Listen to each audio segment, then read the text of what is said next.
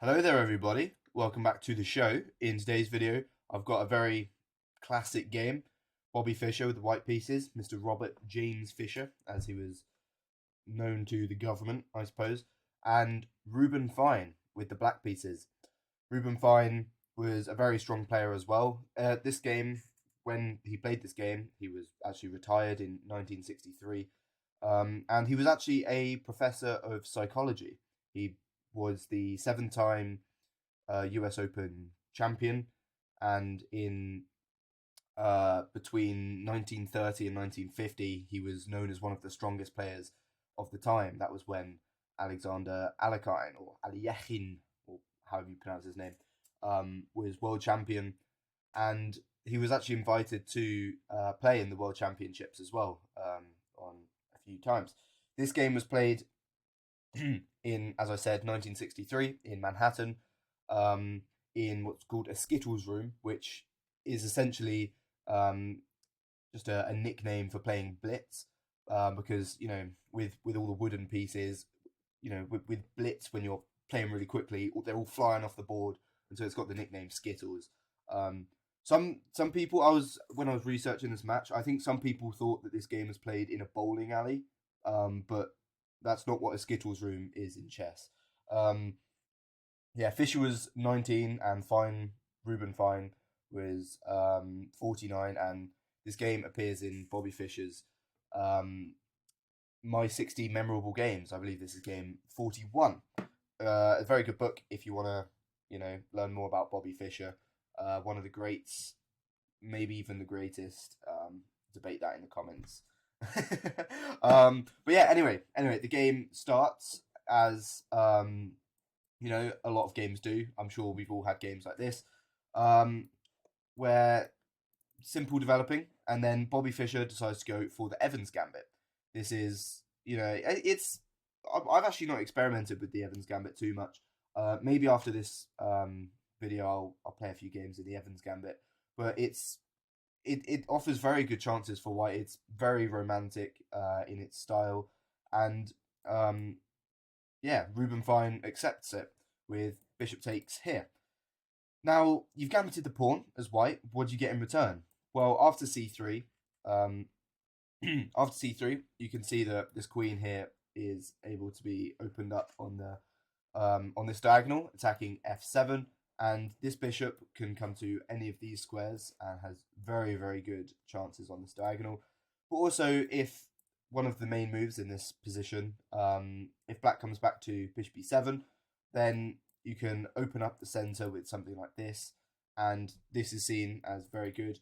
You are down a pawn, as you can see, but white has a very strong center, very good development, and these pieces are already open, about to fly into the game, ready to castle, and yeah, should be a good game.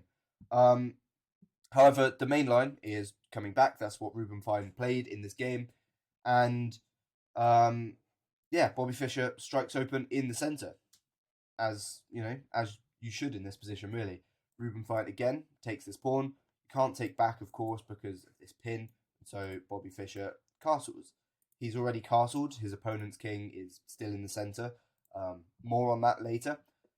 These pieces, like I said, very, very well developed already. And in this position, Reuben Fine, very greedy, takes another pawn. I mean, it's seen often with gambits that you should just try and just take pawns and try and um, prove your opponent and try and just be like, okay, I've got your pawns now. Now it's on you to try and win the game.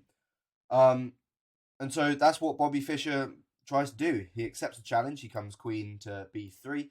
Like I said, this diagonal very, very good. This battery here. This pawn needs defending. This very key square in a lot of openings. f7 is very weak and very hard to defend. You can't come knight h6 because this bishop can just snap that off, and then there's no defenders. Um, Queen f6 is a good try, better than what was played in the game. After something like this, chasing the queen, this g6 square for the queen is actually quite a good square. It's looking down on white's king, maybe moves like this h pawn running down the board, and this offers, let's see, this offers, yeah, fairly equal sides for both equal chances for both sides. White has is 3 pawns down, but black has the advantage here. No, but white has the development advantage, is what I'm trying to say. Also, coming here defends this pawn, as we'll see in the game. Ruben Fine comes here, which I think in this position is already not great. Yeah, white has quite an advantage already, even though he's down 3 pawns, because he can just come here. And in this position, Ruben Fine has to take this knight. This knight has to come off the board. This knight, it just can't be allowed to come here to d5, because as you can see, this knight on d5, attacking the queen, attacking, just in the center of the board, just attacking everything.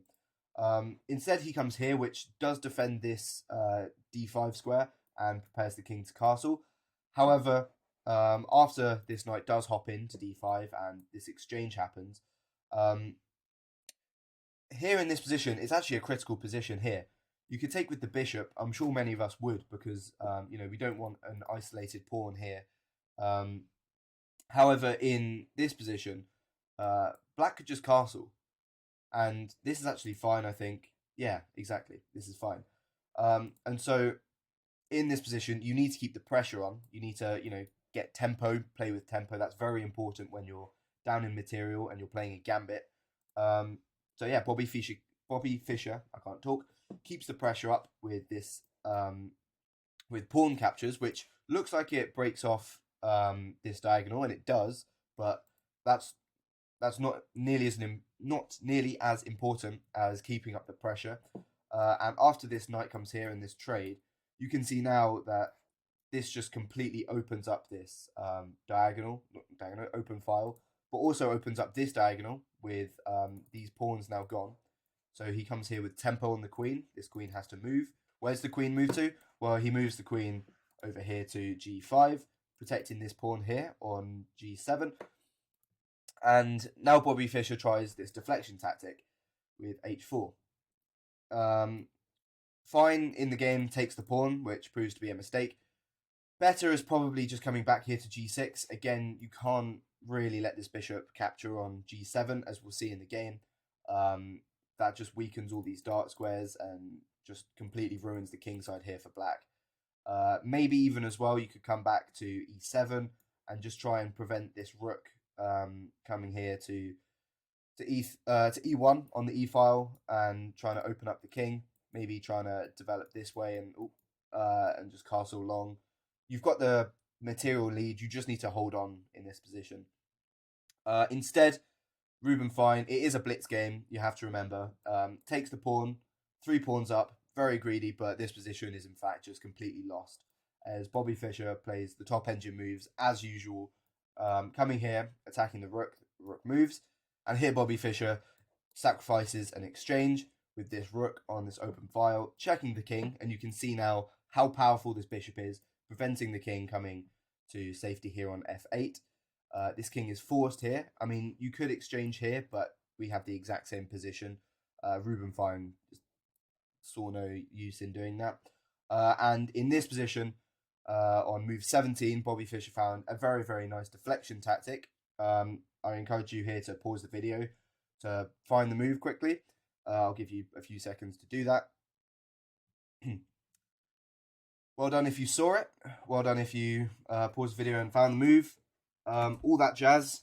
The move Bobby Fischer played in this position was the very lovely Queen G3, which, if taking, he doesn't take back. He simply just goes for this checkmate. This rook and this bishop, again, combined very, very nicely. These dark square weaknesses here, just apparent in the position. And just very, very lovely. Classic Bobby Fischer move. Of course, they don't have to take, but I think in this position, the top engine move is coming back. And after something like just take the queen, because, yeah, something like this and it's checkmate anyway. So, yeah, again, a very, very lovely game by Bobby Fischer in the Evans Gambit, as we see here. Yeah, it's inspired me to maybe give the Evans Gambit a try in a few games. Yeah, Lovely. Let me know what you guys thought. A very, very classic Bobby Fischer game. Beautiful miniature from him in just 17 moves. So, yeah, thank you very much for watching, everyone. Thank you and goodbye. Mwah.